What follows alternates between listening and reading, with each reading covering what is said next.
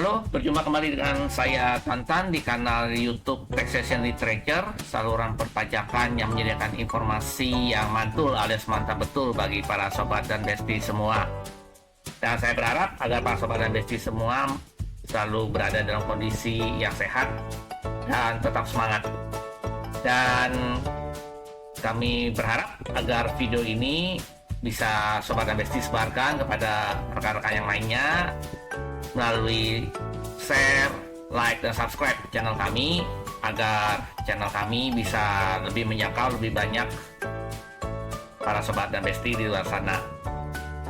Pada topik video ini saya akan membahas mengenai pengecualian PPh atas dividen atau penghasilan lain berdasarkan PMK 81 tahun 2024 yang mulai berlaku tanggal 1 Januari 2025.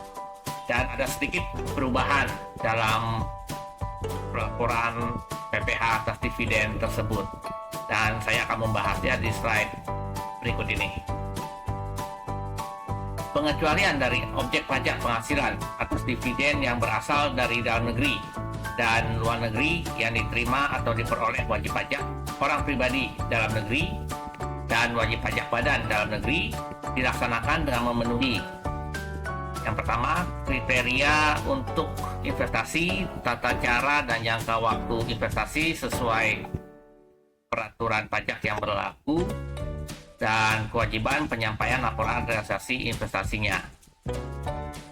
Pengecualian dari objek pajak penghasilan atas penghasilan lain yang berasal dari luar negeri yang diterima atau diperoleh wajib pajak orang pribadi dalam negeri dan wajib pajak badan dalam negeri dilaksanakan dengan memenuhi: yang pertama, kriteria bentuk investasi, tata cara investasi, dan jangka waktu investasi sesuai peraturan pajak yang berlaku, dan kewajiban penyampaian laporan realisasi investasi.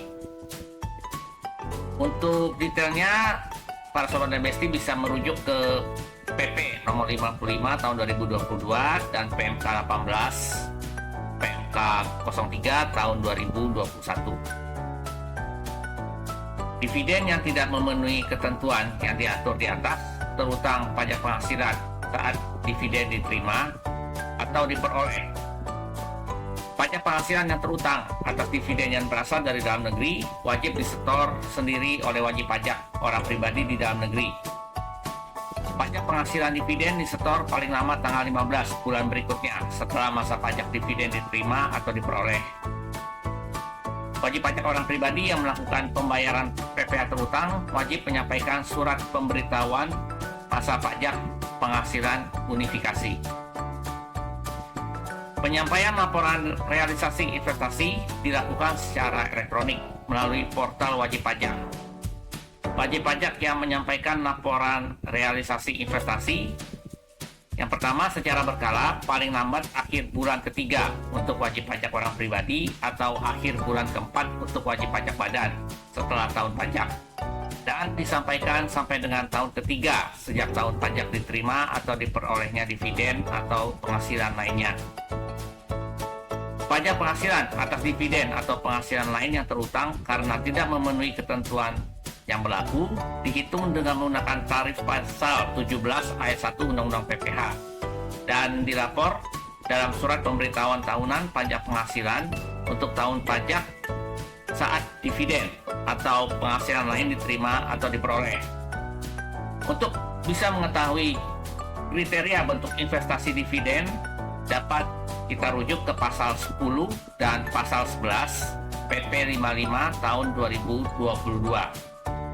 Dan yang tidak kalah penting dari video ini juga bahwa ada perubahan, yaitu wajib pajak orang pribadi yang dividennya terutang PPh, selain membayar PPh-nya, wajib pajak orang pribadi yang bersangkutan juga harus melaporkan PPh yang telah dibayar dalam surat atau SPT masa unifikasi.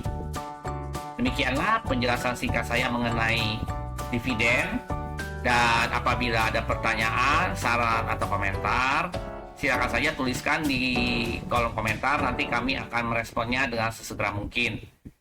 Sampai berjumpa di video kami yang berikutnya. Bye.